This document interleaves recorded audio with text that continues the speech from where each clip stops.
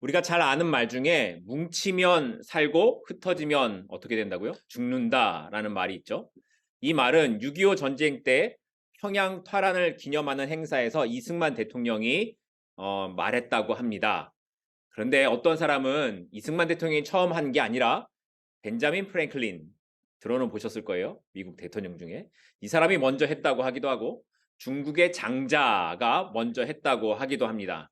누가 먼저 했느냐? 이건 별로 중요하지 않고요. 이 말이 그러면 어떤 의미일까? 이게 중요하겠죠. 분리되고 나눠지면 실패할 수밖에 없지만 단합하고 함께하면 성공할 수 있다라는 의미를 갖고 있는 말입니다. 요즘처럼 정치적인 문제로 사람들이 많이 나뉘어지고 개인주의가 강조되는 시대 속에서 이 뭉치면 살고 흩어지면 죽는다 이 말이 더 필요하지 않나 하는 생각을 해보게 되기도 합니다. 그런데 오늘 본문에서는 뭉치는 것보다 흩어져야 살 수 있는 사람들의 이야기가 기록되고 있습니다. 사람들은 서로 뭉쳐서 살려고 했는데 그렇게 두지 않으시는 하나님의 일하심에 관한 이야기입니다. 지난 시간 살펴본 것처럼 헬라파 유대인들에게 고소를 당하고 마침내 돌에 맞아 죽어간 스데반 집사의 모습을 보면서 그것이 당연한 것이라고 생각하고 그 일에 앞장섰던 사람이 있습니다. 누구였습니까? 사울이죠. 사도행전 7장 58절인데요. 성 밖으로 내치고 돌로 칠세 증인들이 옷을 벗어 사울이라 하는 청년의 발 앞에 두니라. 사람들이 옷을 벗어서 사울의 발 앞에 두었다라는 것은 그 일의 주동자가 사울이었기 때문이라는 겁니다. 율법에 열심히 있었던 사울은 헬라파 유대인으로 로마의 시민권이 있었을 뿐만 아니라 당시 히브리 랍비들 중에 가장 뛰어나다고 알려진 가말리엘의 제자였으니까 사람들이 그를 따르는 것은 당연했을 겁니다. 그렇게 스데반 집사의 죽음과 사울의 등장은 서로 오버랩되면서 이렇게 교차하게 됩니다. 오늘 본문 8장 1절을 보게 돼도 이렇게 기록합니다. 사울은 그가 죽임 당함을 마땅히 여기더라. 그날에 예루살렘에 있는 교회에 큰 박해가 있어 사도 외에는 다 유대와 사마리아 모든 땅으로 흩어졌다. 여기서 그가 죽임을 당했다 할 때 그가 누구죠? 스데반입니다.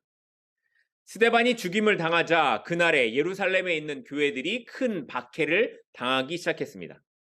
당시에는 지금처럼 교회 건물이 없었기 때문에 다 집에 모여서 예배를 드렸는데 유대인들이 그 집을 다 뒤지기 시작하는 겁니다. 그리고는 말 그대로 사람들을 끌어내고 때리고 감옥에 가두었습니다. 여러 곳에서 난리가 난 겁니다. 사방에서 울음소리가 들렸을 것이고 소리 지르고 때리는 소리가 들렸을 겁니다. 그리고 끌려가는 사람들은 아마 자신도 스데반처럼 되겠구나 하고 생각을 했을 겁니다. 이런 핍박의 모습을 보여주는 단어가 오늘 본문 1절을 보게 되면 그 강도를 보여주는 단어가 등장을 하는데 큰이라는 단어입니다. 이 큰이라는 단어가 원어로 보면 메가스입니다. 이 메가스가 여러분들이 들어보셨을 텐데 메가톤급 강우량, 메가톤급 무슨 폭풍, 강설 뭐 이런 것들을 표현할 때 메가톤급 들어보셨을 겁니다. 거기서 나오는 메가가 큰입니다. 엄청나게 큰 것. 그러니까 이 핍박이 얼마나 강했는가를 이 메가스라는 단어로 표현하고 있는 거죠. 또 핍박의 강도를 보여주는 또 다른 단어가 오늘 본문 3절에 있는데 잔멸하다입니다. 잔멸하다. 이게 어떤 단어일까? 이걸 어떤 신학자가 이렇게 표현을 했어요. 산 멧돼지가 포도밭에 들어가서 포도밭을 망가뜨리고 포도를 으깨어 부수는 것. 산 멧돼지가 포도밭에 들어가면 포도가 어떻게 되겠습니까? 난리가 나겠죠. 이렇게 으깨어 부수는 상태를 잔멸하다라고 하는 겁니다. 상상이 되시죠? 그러니까 유대인들이 교회를 이렇게 잔멸하는 게 완전히 산산조각 내는 강도로 핍박을 했다라는 겁니다. 신앙생활을 오래 하신 분들은 아마 이런 이야기를 들어보셨을 겁니다. 한국 교회는 순교자들의 핏값으로 세워진 교회다. 들어보셨나요? 순교자들의 죽음으로 오늘 이렇게 많은 교회들이 세워지게 되었다라는 말을 합니다. 그러니까 순교가 헛되지 않다라는 겁니다. 그런데 스데반이 순교를 당했습니다. 순교를 당했더니 어떤 일이 일어났습니까? 교회에 상상 못할 핍박이 시작되었습니다. 아니, 복음을 전하다가 죽었는데 그 결과가 더 심각하고 큰 핍박이 다가왔다라는 겁니다. 마치 우리가 하나님 나라와 그 의의를 위해 나의 욕심을 죽이고 그렇게 살았더니 돌아오는 건 더 힘들고 어려운 상황들이 있었다라는 겁니다. 그러면 우리는 어떻게 합니까? 하나님, 이게 뭡니까? 하나님 어디에 계십니까? 그런 이야기들을 하죠. 그러면 초대교회 성도들은 이런 핍박과 어려움의 상황 속에서 어떻게 반응했을까? 오늘 본문은 2절에서 이렇게 기록을 합니다. 초대교회 교인들의 반응입니다. 경건한 사람들이 스데반을 장사하고 위하여 크게 울더라. 이게 무슨 반응일까? 이게 핍박에 대한 무슨 반응일까? 이 장면은 마치 교회 성도들이 그냥 스데반의 장례를 치르는 모습으로 보여지는데, 이건 단순히 그 장례를 치르는 외적인 모습만 기록한 게 아닙니다. 당시의 율법대로 하면 돌에 맞아 죽은 사람은 죄가 아주 심했던 사람을 가리켰습니다. 예를 들면 여리고성에서 하나님의 것을 몰래 훔쳤던 아간 때문에 하나님의 진노를 받아서 아이성에서 이스라엘이 패하고 맙니다. 그 전쟁에서 이스라엘 사람들이 많이 죽었습니다. 그 후에 아간의 죄 때문이라는 것이 밝혀지고 그의 가족들을 죽이는데 이때 돌을 던져서 죽였습니다.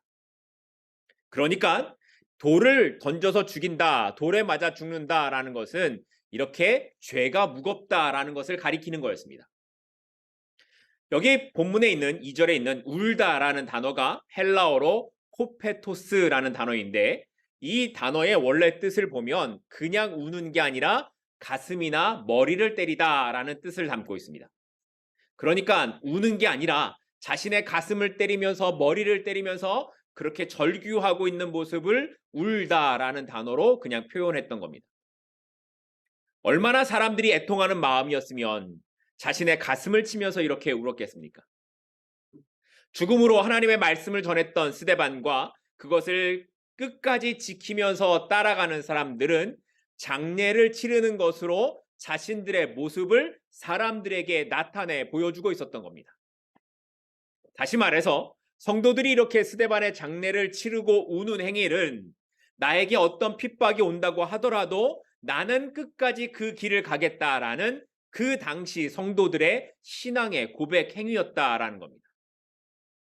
성도들은 곳곳에서 사람들이 끌려가고 사람들이 감옥에 갇히고 있지만 스데반의 장례를 치르면서 나는 이 길을 가겠다라고 이야기했던 겁니다. 쉽지 않은 일이죠. 아마 우리 같으면 뭐 그렇게까지 하냐고 했을지 모릅니다. 조용하게 믿으면 하나님이 모르시냐고, 그렇게 난리치고 하더니 이게 뭐냐고, 우리들까지 다 이런 고난을 당하게 되지 않았느냐고 스데반을 비난했을지도 모릅니다. 2007년에 한국인들이 아프가니스탄에 선교를 갔다가 탈레반에게 잡혔던 일이 있습니다. 그때 2명이 죽고 19명이 풀려나게 되는데, 그 일을 일반 사람들이 굉장히 비난을 많이 했었죠. 그리고 교회도 많이 비난했습니다. 교회 목사님이나 같은 성도들이 하는 말이 위험한 지역에 가더니 결국 민폐를 끼쳤다라는 이야기였습니다.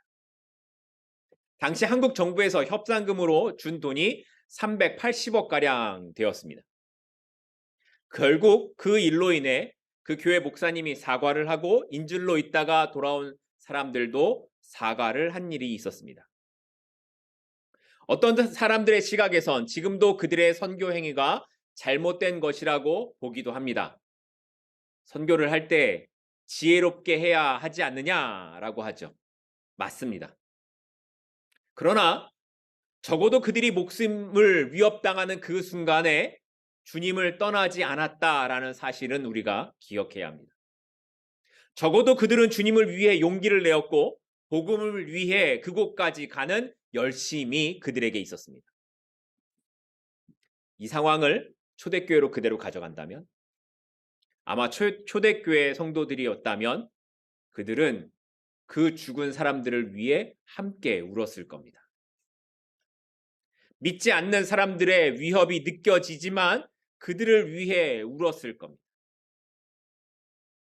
말씀을 묵상하면서 오늘 그리스도인이라고 불리는 우리들에겐 이런 용기가 없지 않나 하는 생각을 해보게 됩니다.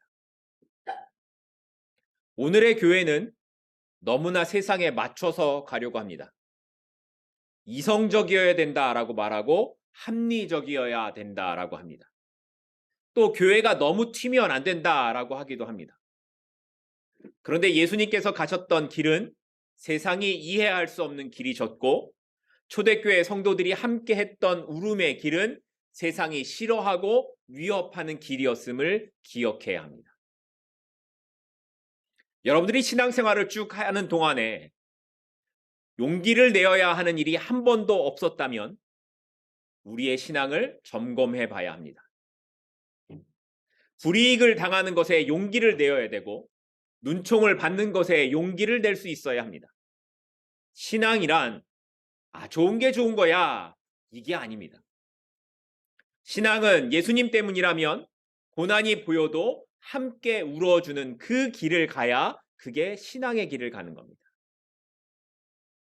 그런데 중요한 사실은 그들이 가진 이런 믿음이 있었음에도 불구하고 상황을 반전시키는 하나님의 일하심이 보이지 않았다라는 겁니다.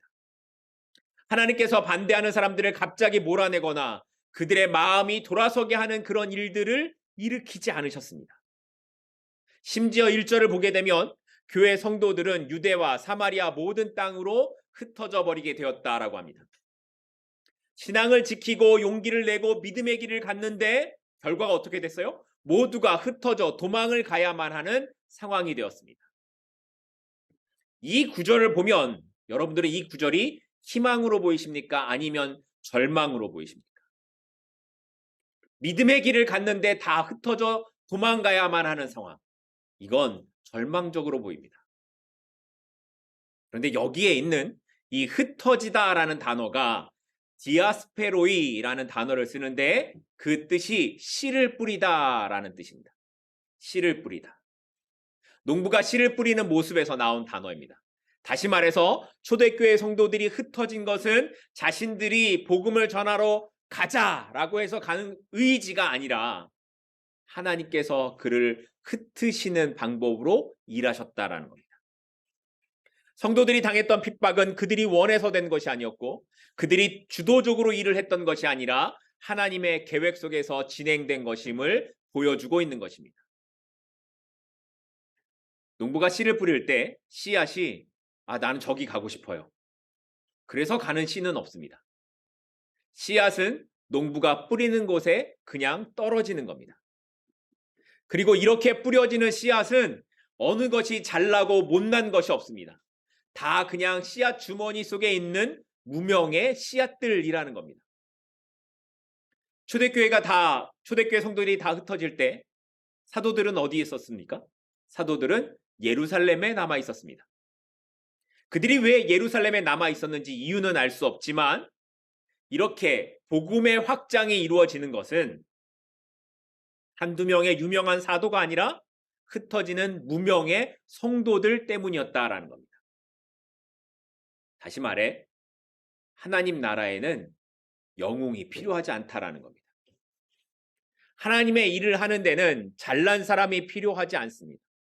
하나님께서는 그 일을 이뤄 가시는데 사도들이 없어도 아무런 문제가 없었다라는 것을 보여주고 계십니다. 예수님께서 제자들에게 말씀하신 사도행전 1장 8절 말씀, 성령이 너에게 임하시면 너희가 유대와 예루살렘과 사마리아와 땅끝까지 이르러 증인이 되라는 이 말씀은 그렇게 하나님께서 흩으시는 하나님의 일하심으로 이루어져 갔던 겁니다. 왜 사도들이 예루살렘에 남아 있었는지 알 수 없습니다. 왜 예수 잘 믿고 잘 살다가 갑자기 도망을 가야 하는 상황이 되었는지도 알 수 없습니다.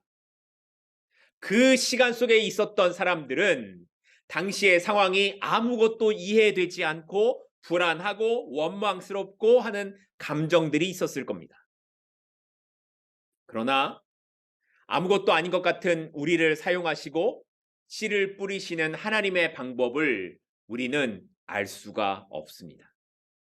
그럼에도 분명한 건 그렇게 일하시는 하나님의 일하심에는 실수가 없으시다라는 겁니다. 초대교회 성도들이 당하는 고난은 분명히 위기였습니다. 그런데 하나님께서는 이 위기를 통해 복음을 전하는 계기로 이끌고 가셨습니다.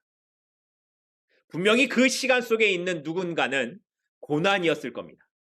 아픔의 시간이었을 겁니다. 그러나 하나님께서는 그 모든 시간들을 통해 하나님의 계획을 이루어 가셨고 때로 그들 각자의 시간 속에서 하나님이 어떻게 일하시는가를 보여주시기도 하셨습니다. 그 이야기가 5절에 나오는 빌립 집사의 이야기입니다. 오늘 본문 5절입니다. 빌립이 사마리아 성에 내려가 그리스도를 백성에게 전파했다. 사마리아는 여러분이 아시는 것처럼 이스라엘이 바벨론에 멸망한 이후에 바벨론 식민지 정책에 의해서 이방인들이 함께 혼합되어 살게 된 도시입니다. 그러다 보니 사마리아에는 이방인들과의 혼인으로 태어난 혼혈 유대인들이 많이 있었습니다.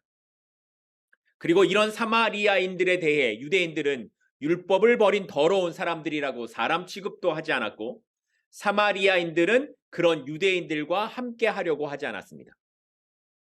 그래서 예수님께서 사마리아 여인에게 가서 물을 달라고 했을 때 이 여인이 유대인 남자가 자기에게 말을 거니까 놀라기 시작했던 거죠.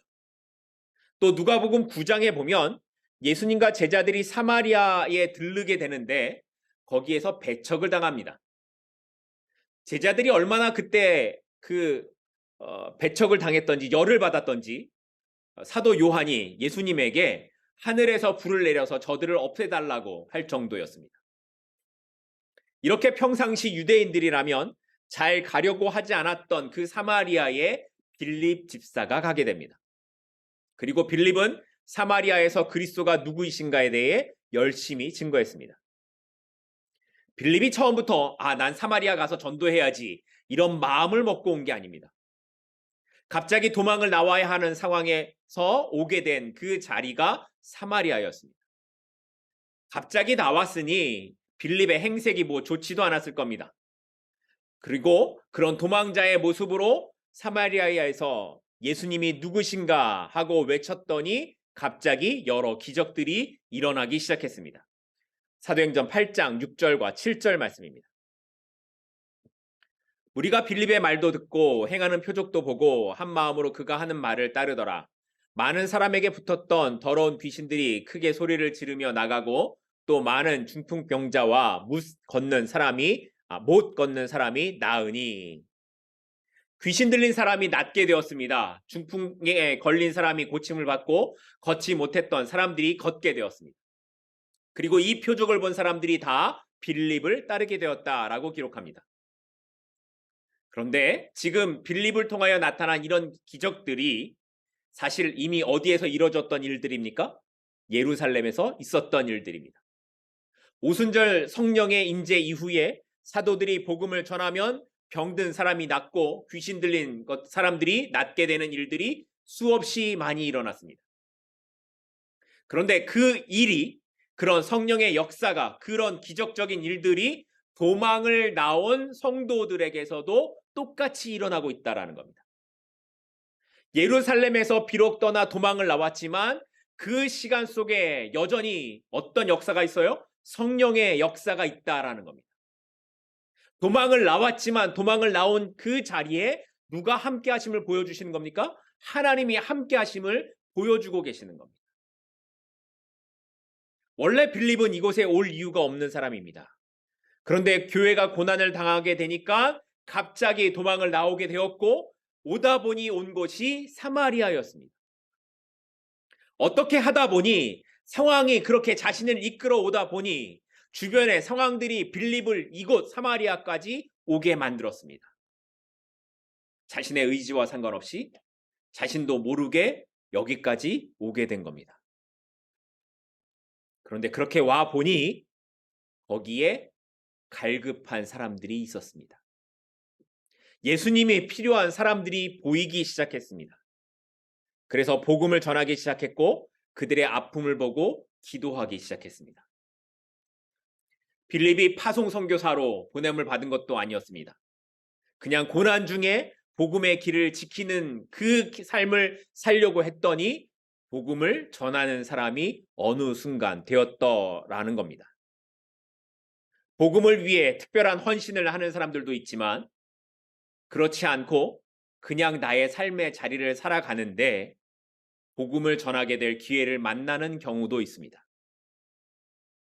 내가 원하지 않았지만 살다 보니 어느 순간 복음을 전해야만 하는 하나님께서 보내시는 자리에 갈 수 있고 또는 누군가를 위해서 기도해야만 하는 자리에 가게 되기도 합니다. 그때 성도는 빌립처럼 순종하는 겁니다. 그 자리가 떠밀려서 오게 된 자리이든 원래 사이가 좋지 않았던 그런 곳이든 그건 중요하지 않습니다. 내가 해야 하는 일이 예수님을 전하는 것이라면 그 일에 주저하지 않는 겁니다. 그러면 어떤 일이 일어나는가? 어떤 결과가 일어나는가? 오늘 본문 8절은 이렇게 기록을 합니다. 그 성에 뭐가 있었다고요? 큰 기쁨이 있었다. 그 성에 큰 기쁨이 있었다. 그러면 그 성에는 누가 살았습니까? 제가 계속 어느 땅이라고 얘기했는데 이렇게 모른 척 하시면 그 성은 사마리아 성이니까 사마리아 사람들이 살았겠죠. 당연히 사마리아 사람들이 있었는데 사마리아 사람 아닌 사람이 한 명 더 있어요. 누가 있었을까요? 빌립이요. 이게 무슨 말이냐면 복음을 전했던 빌립도 역시 큰 기쁨을 누렸다는 겁니다. 사마리아 사람들뿐만 아니라 복음을 전하는 빌립에게도 기쁨이 있었다라는 겁니다. 빌립이 뭐가 기뻤을까요? 아마도 그는 자신이 복음을 전하고 있다는 그 사실 자체를 기뻐했을지 모릅니다. 아니, 그는 복음이 나타나는 그 능력을 보고 기뻐했을 겁니다. 사람들이 달라지는 모습을 보고 빌립은 기뻐했을 겁니다. 그리고 이것은 빌립을 비롯한 흩어진 성도들의 삶을 바꾸는 방식이 되었을 것입니다. 방금 전까지만 해도 빌립은 핍박을 받고 신변의 위협을 느껴서 살던 곳을 버리고 도망 나온 신세였습니다. 그것도 서로 적대적인 관계에 있었던 사마리아로 와야만 하는 절박한 상황에 빌립이 있었습니다. 그런데 그곳에서 복음을 전했더니 예루살렘에 임했던 성령의 역사가 동일하게 나타났고 사람들이 말씀에 반응하기 시작했던 겁니다. 이젠 소망이 없구나. 이젠 끝인가 했는데 거기서 하나님의 역사를 보게 되니까 그 안에 기쁨이 가득하게 되었던 겁니다. 빌립뿐만 아니라 이 일은 흩어진 모든 성도들에게 동일하게 나타난 일이었습니다. 다른 지역에 흩어진 모든 성도들에게도 동일하게 나타난 일들이지만 성경은 오늘 빌립을 통해 이렇게 역사가 시작되고 있음을 알려주고 있는 것입니다. 모든 성도들이 빌립처럼 예수님을 전했을 것이고 그곳에서 성령의 역사를 경험했을 것입니다. 그리고 그들 모두가 기쁨이 충만한 그런 경험을 하게 되었을 것입니다. 사울과 유대인들은 성도를 잡아서 때리고 오게 가두면 핍박하면 잠잠해질 것이라고 생각했을 겁니다. 예루살렘 교회를 핍박해서 없애면 끝이 날 것이라고 생각했을 겁니다. 그런데 자신들의 핍박으로 더 많은 교회가 생겨나기 시작했습니다. 예루살렘은 물론이고 사마리아와 이스라엘 심지어 아프리카와 지중해 지역 터키까지 더 많은 그리스도인들이 생겨나기 시작했습니다. 심지어 이 일에 앞장섰던 사울 자신 스스로가 복음을 전하는 사도 바울이 될 줄은 그 당시에 그는 꿈에도 생각하지 못했을 겁니다. 스데반 집사를 죽이고 성도들을 핍박하면서 사람들은 자신들이 승리했다고 생각했을 겁니다. 그리고 그 고난의 시간을 지나는 성도들은 살기 위해서 안전한 자신의 터전을 버리고 도망가야 했습니다. 그 당시 그건 분명히 실패한 인생입니다. 실패한 인생. 도망을 가는 그 인생은 희망이 없습니다.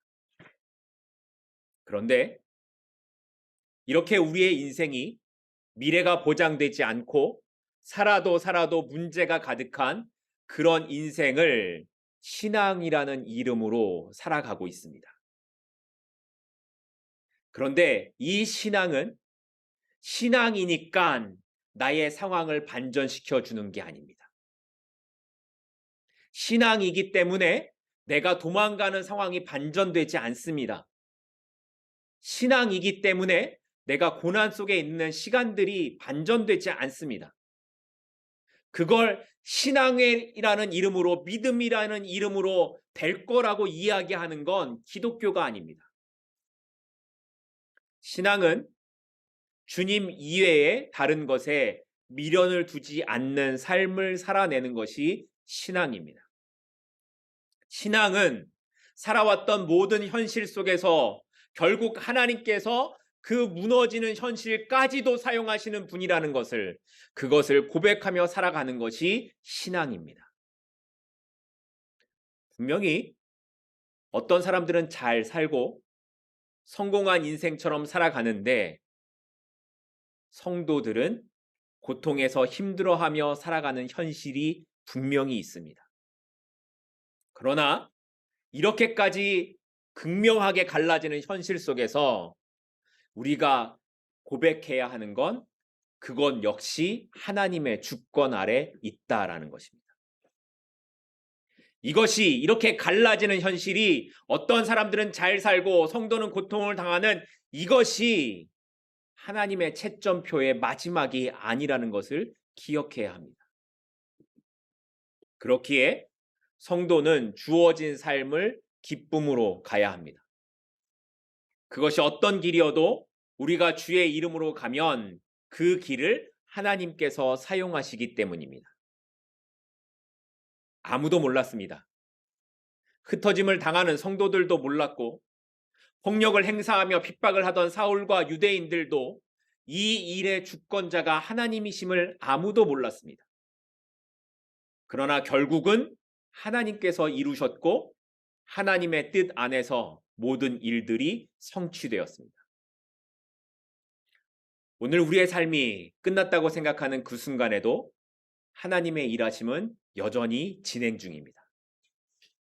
왜 나를 이렇게 흩으시는지, 왜 나를 이렇게 고난 가운데 두시는지 알 수 없는 그때에도 하나님은 여전히 우리와 함께 하십니다. 이 믿음이 오늘 저와 여러분의 있기를 소망합니다. 나를 흩으시는 하나님, 그러나 그 흩으심 속에서 여전히 함께 하시는 하나님, 그 하나님을 바라보십시다. 그리고 그 하나님의 주권이 오늘도 여전히 있음을 고백하는 저와 여러분이 될 수 있기를 주님의 이름으로 간절히 소망합니다. 기도하겠습니다.